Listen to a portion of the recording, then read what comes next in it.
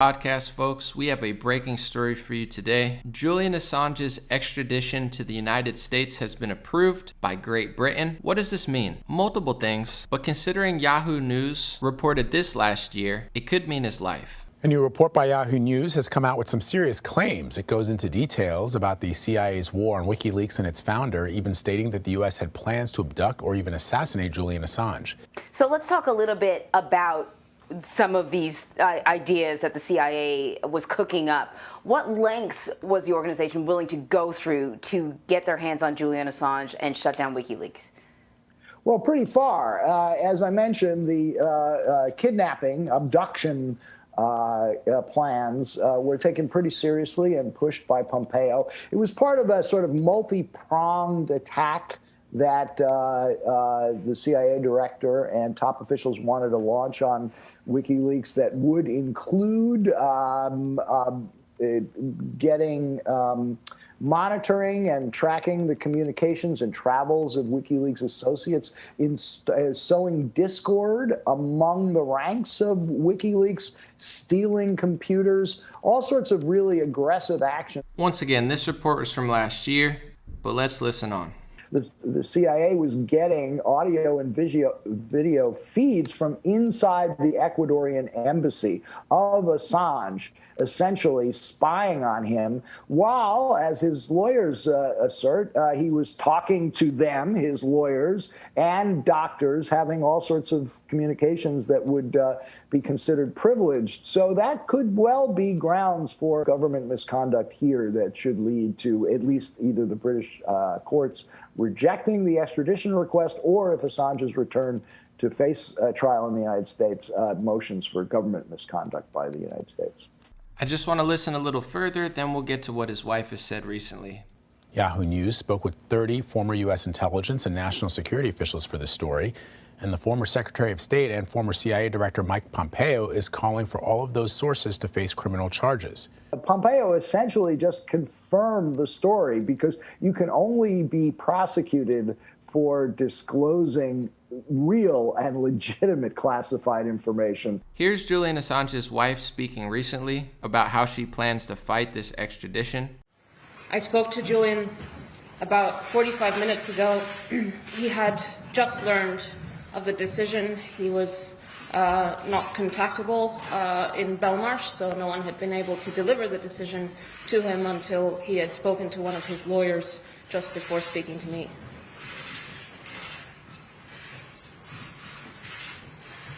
This was always a possibility that Priti Patel would approve sending Julian to the country that has plotted to assassinate him, to the country that Julian exposed the crimes of. And we're not at the end of the road here. We're going to fight this. We're going to use every appeal avenue. And we're going to fight. I'm going to spend every waking hour fighting for Julian until he's free, until justice is served. Our resolve is redoubled for every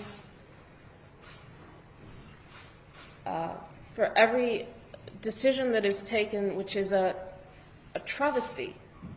I mean, I have no words to express what it's like to see the UK process being used as a way to prolong Julian's suffering. I'll have more articles and info about it in this podcast, but first I wanted to read the Guardian op-ed. It says, "The Guardian view on Julian Assange's extradition, a bad day for journalism. The decision by Priti Patel, the Home Secretary, to extradite the WikiLeaks founder Julian Assange to the US ought to worry anyone who cares about journalism and democracy. Mr. Assange, 50, has been charged under the US Espionage Act, including publishing classified material. He faces up to 175 years in jail if found guilty by a US court. This action potentially opens the door for journalists anywhere in the world to be extradited to the US for exposing information deemed classified by Washington. So obviously it's about Assange, but it's also about all journalists and how they're able to prosecute certain things. We're going to talk about it, watch another news clip about it. Thanks for joining the Dream Rare podcast. We're live. Hey, what's going on, everybody? I appreciate you for being here. I do want your comments, whether you like Julian Assange or not, whether you trust him or not, whether you think he should be spared or you think he's a traitor. I do want to get your perspective, and also I want to talk about what this might mean, not just for Julian Assange, his life, his legacy, but also what does it mean for journalism? Because a lot of this sort of stuff, once the president's set in court, they can then use that for other journalists who are doing similar stuff. Before I talk about that, I just wanted to play a clip of Mike Pompeo, because there was a Yahoo report, I believe it was from last year, that came out that said that the CIA was plotting to kill him, which Mike Pompeo then, I guess, allegedly said that he wants to prosecute those people. And that seemed to mean to a lot of people that the story was true, but Mike Pompeo on Megyn Kelly, in his own words, said that it wasn't true. So I just wanted to be fair, balanced, and let Mike get his own response in rather than just have people talk about him. Here is Megyn Kelly asking him a couple months ago, or within the last year, is it true? And he says no. Let's take a listen. Options for how to assassinate him. True or false? Makes for pretty good fiction, Megan. They should write such a novel. This is classic Isikoff. I can't say much about this other than whoever those 30 people who allegedly spoke with one of these reporters, they should all be prosecuted for speaking about classified activity inside the Central Intelligence Agency. Maybe they didn't. Maybe Isikoff just made it up. But you should know I take seriously my responsibilities to protect that information. Second thing, there is no doubt WikiLeaks is in fact a non-state hostile intelligence service. They're actively seeking to steal American classified information. This isn't good reporting. This isn't asking someone to leak. This is working to steal secrets from the United States of America. We have a responsibility to protect that information.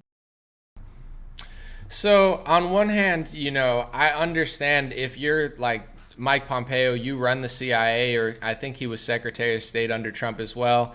I understand you don't want people to leak, right? To be fair, it's like you don't want 30 of your people. If, just to be real, if you're working for the CIA, you probably shouldn't be running to journalists telling stories. But it does seem, if he's like all upset about it, it does seem like it's true, or else he wouldn't be upset. That's just my personal perspective, but he claims not. Here's the thing, though, with Pompeo and the CIA. I understand you have Israel has the Mossad, British has the MI5, Russia has, what's the Russian one called again? I can't even think of the name of it. Not the Kremlin, but they have a name for KGB, right? The KGB or whatever. So it's like everybody has their intelligence agencies. They're all lying. They're all spying. It's just like one giant shit show probably. But this was him on stage one time. He admitted that, at West Point, they told him not to lie and do stuff. And then when he joined, the government, they told him to lie. So it's just hard, and I would hope that Mike understands that. It's hard to trust somebody who says this on stage. So I don't know. But in terms of how you think about problem sets, when I was a cadet, what's the cadet motto at West Point?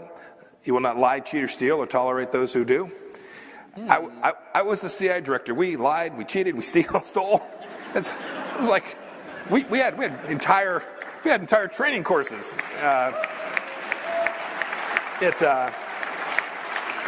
It reminds you of the glory of the American experience.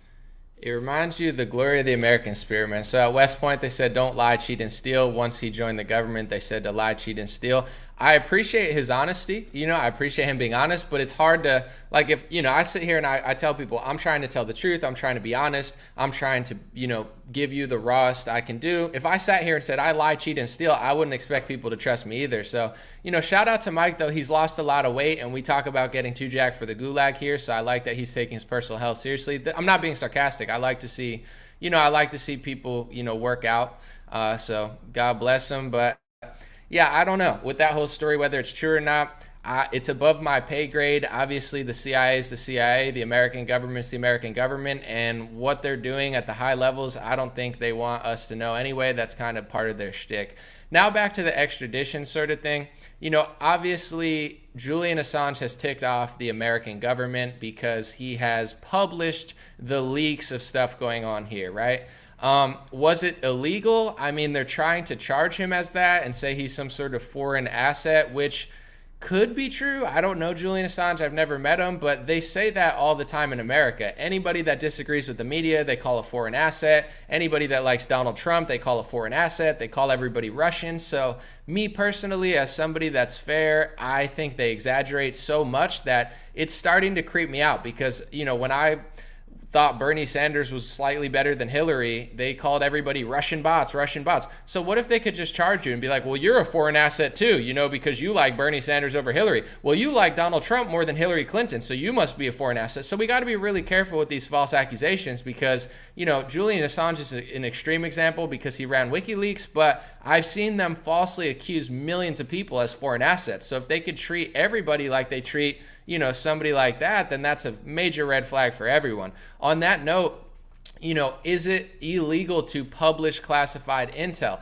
I'm not familiar with the American system completely. I don't also trust the American system. I mean, it's not the worst court system in the world, but if they don't like you, they don't like you. You're not going to get a fair shake, in my opinion.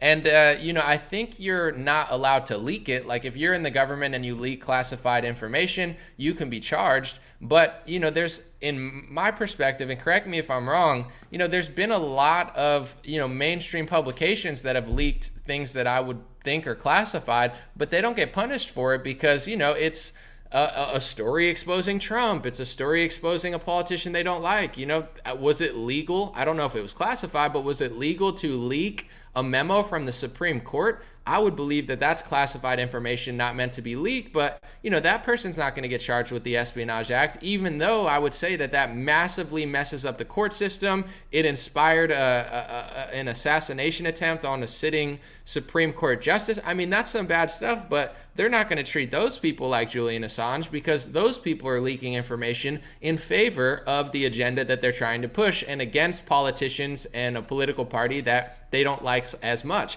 So, you know, I don't think they're giving Julian Assange a fair shake. I think that they've published classified information themselves, but that's what happens when you're in a foreign country and you start releasing like Podesta emails and serious leaks about, you know, U.S. misconduct. You know, the government's going to be pissed off at you. So, you know, I think they're giving Julian Assange a non-fair shake. I don't personally know him, like what his true intentions or motives are. I can only speculate and say I think he's a good guy trying to help the world, or you could say he's not. You know, I want to read some of your comments, but I don't think he's getting a fair shake.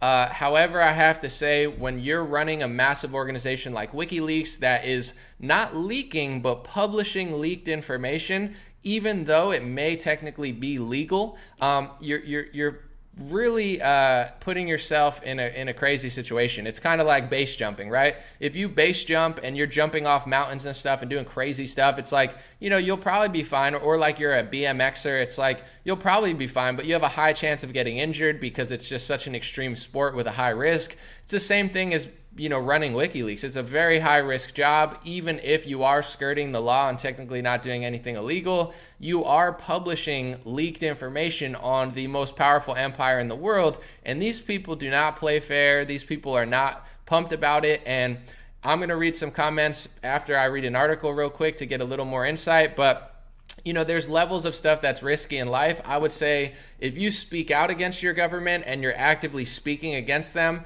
you know, there's risk to that, obviously, but it's like, okay, everybody talks and they're not pumped about it. They might try to stop you, they might smear you, they might hate you. But I would say the riskiest thing to do would be to leak information or publicly, publish leaked information. That seems to be when these elites get really furious. And it's like, you know, if you talk trash about Hillary Clinton or talk trash about somebody, I don't think they like that you talk trash about it. But to me, it's like when it's really dangerous is like you work for them or something, and then you're starting to talk a lot, or, you know, you're close to them. It seems like the closer you get to these stories, the more risky it is. And I would say, you know, publishing classified information, even if it's not illegal, you know, you're at the highest thresholds of really pushing the boundaries. I'm not saying what they're doing is right. I'm just being realistic about it. He knew that he was playing a dangerous game, and you know, I'm just going to read this article real quick. Then we're going to watch a little news clip. Then I'm going to get some of your comments. So keep them. If you're, feel free to comment, but I will at the end take a couple minutes and really read all your stuff. Let me see this real quick. This is a Guardian article. It says Britain has approved Assange's extradition. War criminals and murderers rejoice. Priti Patel's decision to hand over WikiLeaks co-founder shows the price of investigative journalism anywhere in the U.S. holds sway. So this is a pro-Assange article. I just wanted to read a few paragraphs real quick just to see what, supporters of Assange are saying. Murderers, torturers, and war criminals will be toasting British Home Secretary Priti Patel tonight. Her decision to approve the extradition of Julian Assange turns investigative journalism into a criminal act and licenses the United States to mercilessly hunt down offenders wherever they could be found, bring them to justice, and punish them with maximum security. Julian Assange's supposed crime was to expose the atrocities committed by U.S. and its allies, primarily in Afghanistan and Iraq during the War on Terror. He shone a light on a systemic abuse dealt to the prisoners in Guantanamo Bay. He revealed the fact that to more than 150 innocent inmates were held for years without being charged. So here's the thing. It's like if you expose a crime, right? He's exposing crimes, exposing illegal things. That's illegal. It's called whistleblowing, or rather publishing information. It's like, that it's crazy. I think that's what whistleblowing is supposed to be for. Like, you're supposed to do that not to just leak information to hurt America, but you're trying to help America. But we know high-level people, they don't play fair. All you have to do is look at Russia. Russia invaded Ukraine. They're so bad. They invaded another country. Yeah, okay. What about America? We invaded Afghanistan. We invaded Iraq. We're in Yemen, Somalia. I mean, what country aren't we in? So we have become in America. I love this country. I obviously don't want to hurt my country, but we're hurting ourselves because we're becoming pathetic. It's like everything's like Rachel Levine, let's, wave a rainbow flag, la, la, la, like, everybody's sensitive, whatever. But then it's so bad to talk about things that we're doing bad. Russia can't invade Ukraine, sure, but we can invade 12 countries. We're going to cut off Russian boxers, Russian fighters. Now because of the sanctions, it's hard for Russian people to even survive in the West. If, that's okay. No, we're becoming evil. Our empire is becoming evil, and a lot of us believe if we're a good empire, we'll be blessed, and if we're an evil empire, eventually it's going to come crumbling like every empire that's overextended and done atrocities beforehand. So, I don't think it's a crime to try to have America be self-accountable, but obviously our government doesn't feel the same. So I want to play this news clip real quick, and then I'm going to read some of your comments for insight. This is a clip from ABC News in Australia, not ABC America, ABC Australia, where they're saying, although it says they're trying to extradite him, his supporters believe that there's still things that he can do to, keep safe and not come to America. We'll see, but here's the clip. That was a relatively narrow case that was ultimately won by the US government. It really concerned Mr. Assange's mental and physical health, and the US eventually won that argument by offering assurances to the UK that his welfare would be protected, including measures like him not being sent to solitary confinement. So while that he lost that aspect of the case, there's still much bigger issues to deal with, like freedom of speech, freedom of expression, freedom of the press. And his lawyers and supporters say a future appeal will be an opportunity for them to ventilate some of those key issues here in the UK. All right, so, they think that there's still outs for them. I'm going to get to your comments now. To wrap it up, here's my thoughts. Julian Assange is an extremely, extremely brave man. Even running WikiLeaks, that's a tough thing to do. It's definitely very risky, very brave, very high risk. And, what they're charging him for, similar to in Sweden, they tried to charge him for rape and it didn't stick and it didn't work out, where it's like, they don't like that he's releasing information. They don't like that he's releasing information about America that is damaging to certain people. So they're trying to make an example out of him. But we have to be very careful because, once they can make an example out of somebody, they can just stretch the line and the slippery slope is real. And it's already starting to happen. Look at censorship right now. If you question Big Pharma, you get censored. 5 years ago, 10 years ago, this type of stuff doesn't happen. We have the freedom of speech, even on the internet. People were more free to say what they want. So the slippery slope, even like when they raided James O'Keefe from Project Veritas, it's like, they're pushing that boundary further and further. And even people that stay within the laws, the boundaries of the law, are being, harassed, I would say raided, arrested, and that slippery slope, just like everything, is going to come crashing down on all of us eventually. So, I don't think they're giving him a fair shake. I don't think if he released information on Trump that they would have felt the same way. And, I think the truth should prevail, and if there was corruption going on, then we should admit to it and correct it rather than prosecute the person who released that. Not who leaked it, but released it. And, I'm going to get your comments too, but I guess if Trump felt strongly about it, he could have pardoned him, which he did not. I don't think Trump really likes leakers a lot. I think he feels similar to Pompeo. If you find old interviews of Donald Trump, he really thinks that leakers are traitors. I believe he doesn't like Snowden or Assange from what I heard in the past. I'm not sure though. So it's like at the end of the day, I don't think either party really, likes that, except for like Tulsi Gabbard likes Assange. A lot of right-wing populists think he's innocent.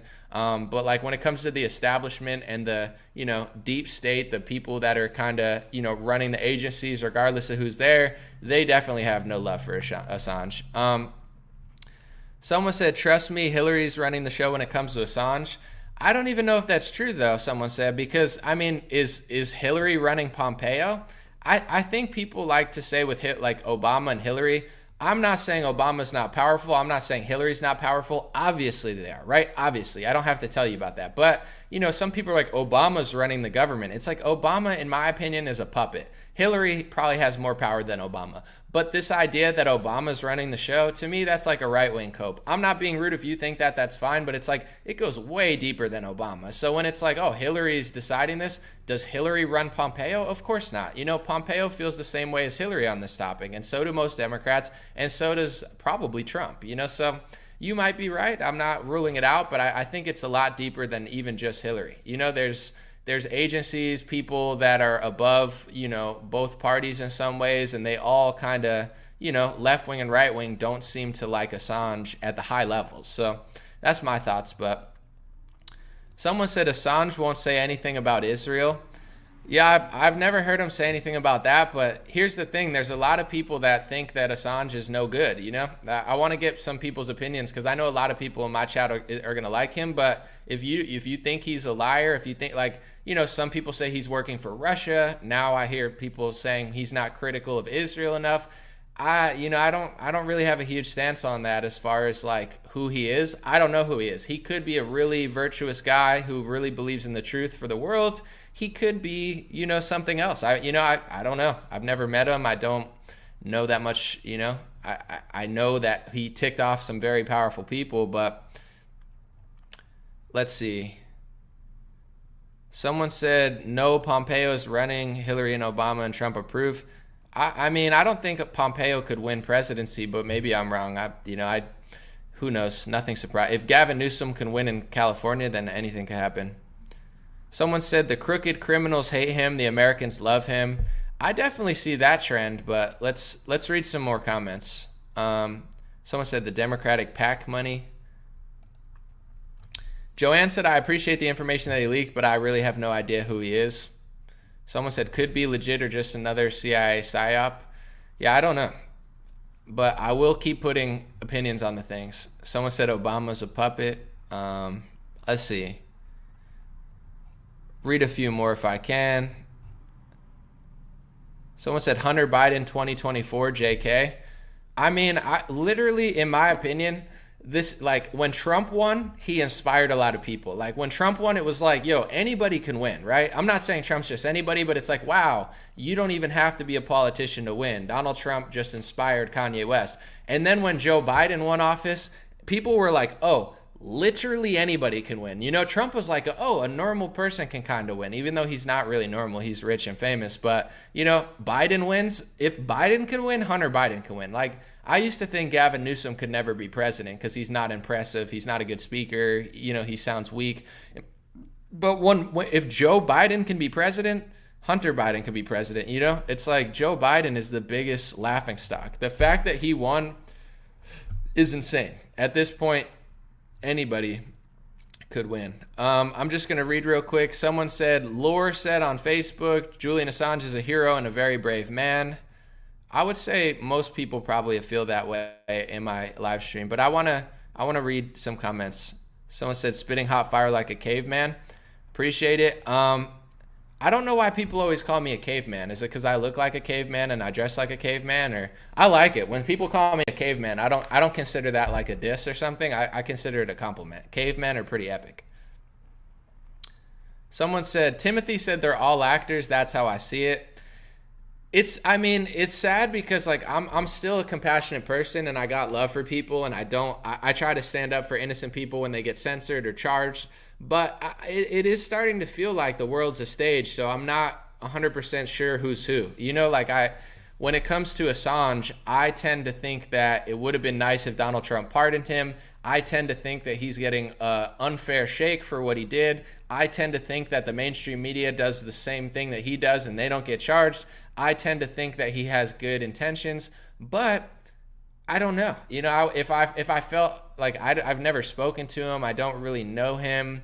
He's always seemed like an interesting, like they used to have documentaries about him like 10 years ago. He was a hero of the left wing, right? When he was exposing all this stuff, he's always seemed very like dark and ominous to me. I'm not saying he's a bad guy. He could be a great guy. I tend to think he's a good guy, but his character is very like fascinating. I watched a whole documentary on him like a decade ago, and I always just thought he seemed very interesting, very like ominous in the documentary, but it could have been like fancy, music playing and stuff. I don't know.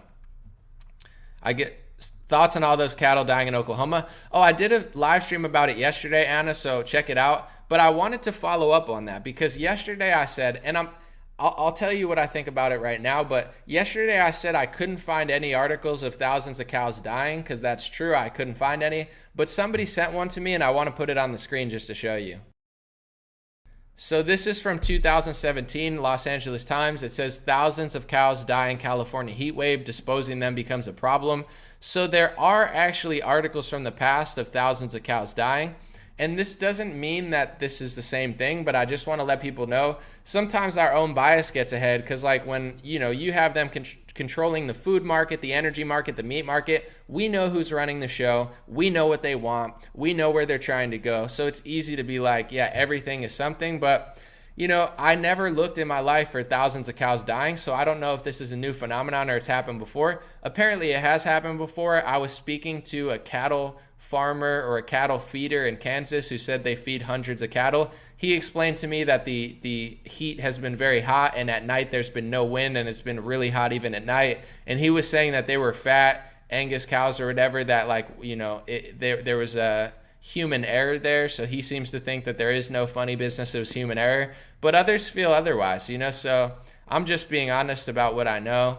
And, it could have been heat. It seems like that is plausible, even though it's like a human error of, how to take care of them. But, if you think otherwise and you have information and evidence that it's, foul play, bring it forward, because I'm willing to put people on the screen. But, we'll see.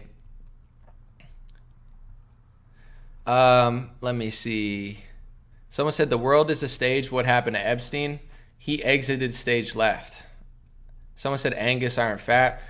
I'm just telling you what this cattle feeder told me. He said that there's when cows are at the end of their lifespan, when they're about to kill them or something or make meat out of them, there's a certain term for it. I don't know, but he was saying that they were towards the end of their, fattening them up and getting them ready. I'm not saying they're the fattest cows ever, but there's a difference between a cow just roaming and a cow that's being breeded to be eaten. So I don't know, but feel free to think what you want. I'm not the gatekeeper of this story. I don't have all the answers. I'm not claiming to.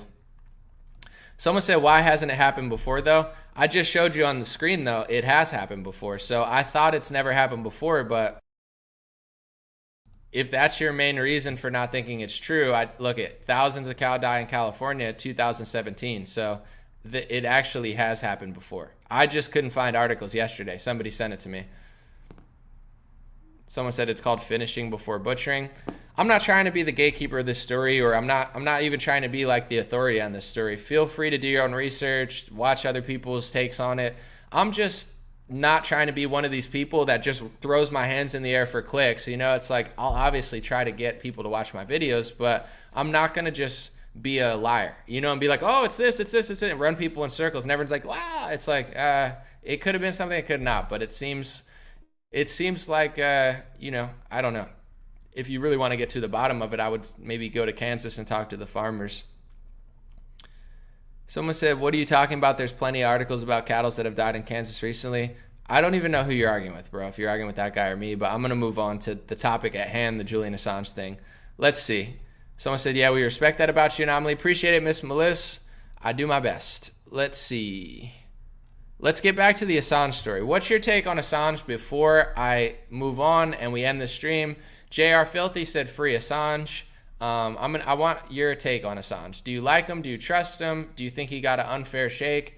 I mean, I think it's pretty clear that most people who he didn't leak it. He's not even American. He published leaked information, which I believe the mainstream media does all the time. You know, have they not done that before? I believe they have. Let's see. Someone said, this is wild. Snitches get stitches. Okay. Thank you, Perry. Appreciate it. Someone said, let him go. All right. A few more, and then I'm going to take off. Someone said, free Assange, innocent man, send Cecilia. Someone said, Pompeo, Barr, HRC are all cut from the same cloth, evil. Is Donald Trump not in that case? You know, Trump hired Pompeo. This is the part that weirds me out. And I'm not trying to just badmouth Trump, but everybody's like, Barr's evil and Pompeo's evil. Okay, is the guy who put them there evil? No, Trump is just this doofus who doesn't know anything. He constantly just like bashes himself. He got fooled by Fauci. He got fooled by Pompeo. He got fooled by Barr. He got fooled by Bill Gates. He got fooled by Big Pharma. He got fooled by the lockdown. He got fooled by Dr. Birx. He got fooled by, you know, this guy. It's like, is Donald Trump the biggest fool in the world, or is he in on it? You know, at a certain point, it's just not cute to me anymore that everybody's like, everybody around Donald Trump's evil and dumb and he did all the wrong things and got us locked down, but you know, he's the victim. And it's like, I don't know, maybe he's just unlucky and doesn't know anything. But at this point, it's like, it's becoming very boring and uncute because like the whole right wing's like, everything he does is goofy, but like it's like, so this is a movement where everybody like follows a fool. I follow this guy on Twitter. His name is like Red Eagle Politics or something like that. He's a younger guy. I don't know, maybe in college or something.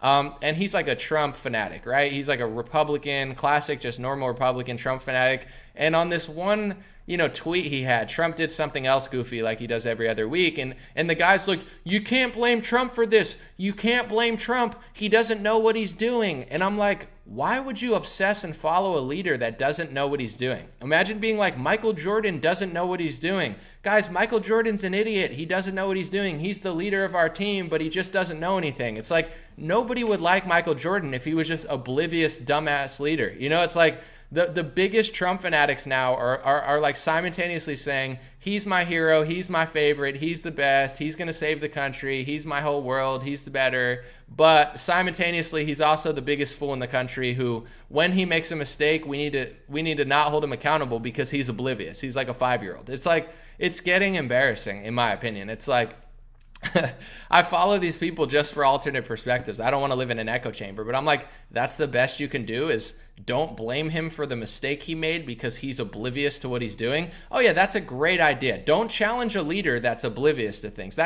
You know, let's drive on the Trump train with a conductor who's literally oblivious. It's like, then you're going to go off the rails. You know, it's like, I'm not saying that you have to hate the guy, but challenge him. You know, it's like, he can't be a big baby in a diaper and at the same time like the God Emperor, like, you know, 5D chess player. It can't be both. It's like, you know, so the best way to get the best results out of Trump are to challenge him and treat him like a normal politician. You know, don't hate him. Don't give him anger. Don't give him emotion. Just be a man or a woman or whatever you are. You know, maybe you're a polyqueer freaking astronaut, but it's like whatever you are, treat him normal. Stop treating him like a baby, you know?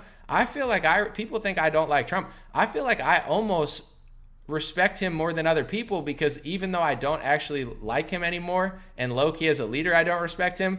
As a man, I respect him to be able to like hear criticism and, you know, be like, yo, that's actually not good. I'm going to tell you the truth. Like there's spaghetti on your face and I'm like, oh, there's nothing on your face. No, there's spaghetti on your face, Trump. You're a big pharma shill. You're a liar. Okay.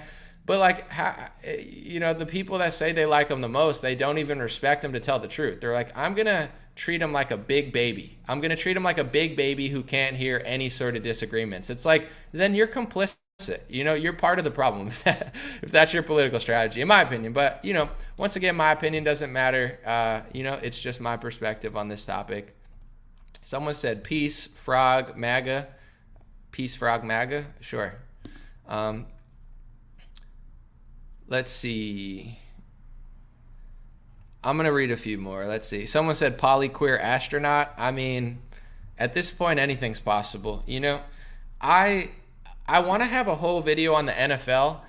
I'm just going to say it now because it's on my mind. You know, like, we should boycott the NFL. Tens of millions of people should boycott the NFL. No more buying NFL products. No more. We got to start with one league, because if all the leagues were like freaking out, it's like nothing's going to get done. Let's start with the NFL, in my opinion. No more buying merch. No more buying gear. But here's what I'm thinking in my head. There's two ways to go with the protest. Either we can just be honest and be like, listen, you guys are going far too far left. You're penalizing Jack Del Rio for being honest and having an opinion at bare minimum. We're not supporting you because you are becoming too political and we don't agree with you. Or we could take it in the other direction and we control and say, you know, the NFL is not diverse enough. I refuse to watch the NFL until every player's a tranny. I don't care if the owner's white. I don't care if the owner's Saudi Arabia. I don't care if the owner's Jewish. I want all of them to be black transsexuals. And I will not watch the NFL until every owner's a black transsexual. You know, we can go either way. We can just be raw and honest and be like, we're not watching the NFL because you guys have gone too far left. Or we can troll them into their own self-destruction and say, actually, we don't think you're far left enough. I want trannies on every team. I want trannies in every office. I want every owner to be a minority, transsexual, polyqueer. And if you guys don't do that, we refuse to watch. And then that actually might work better, because then these left-wingers will be like, oh, that's true. It's like, yeah, how come there's transsexual cheerleaders but not transsexual players? Oh, there's transsexual players but there's not transsexual coaches. Oh, but there's transsexual coaches but there's not transsexual owners. They don't own the league. It's like, yeah, we need our representation. You know what I'm saying? They want you to play, but they don't want you to own it. We need tranny owners. So I'm in my head, I'm boycotting the NFL, but I'm like, should I boycott them from a right-wing perspective and say, you know, I just disagree with your politics? Or do I boycott them and act like I'm further left a troll and try to get them to self-implode on themselves and get millions of like left-wing activists to join us? I'm not sure, but these are questions in my head, because I seriously think it would work. They'd be like, no, that is true. I think this ideology is going to implode on itself anyway. I don't think it works. And most patriots know it doesn't work, and we're trying to save the country, because it's like, if you want to screw over your own life and go against nature and God and lie and, you know, that's one thing. But to do it to our country, it's like, yeah, we got to live here, so don't screw up the country. But I think all these corporations are going to fail. You can't be woke enough. There's always going to be a way to take it down. That's what Elon's doing successfully. He's rejecting wokeism at Tesla, which is ironic because they're a left-wing corporation at the heart of it, like what they're doing. But he knows it's like, no, you know, you can't do all this BS. It's not going to work. All these other corporations, they're going to eat themselves. The question is, are they going to take all of us down with us, or are they going to learn a lesson? But it's our patriotic duty to teach them a lesson peacefully and just not comply to all of their insane stuff and cut, you know, our market share out of their stuff. On that note, when it comes to the kids stuff, you know, it's really dark, and it's like they're pushing it younger and younger and younger. I've talked about it a little bit, but like, in my opinion, okay, say I was doing promiscuous sexual stuff, right? That was like every week, every day. It's actually not a good thing. It's not cool. It's not good. It's not good, right?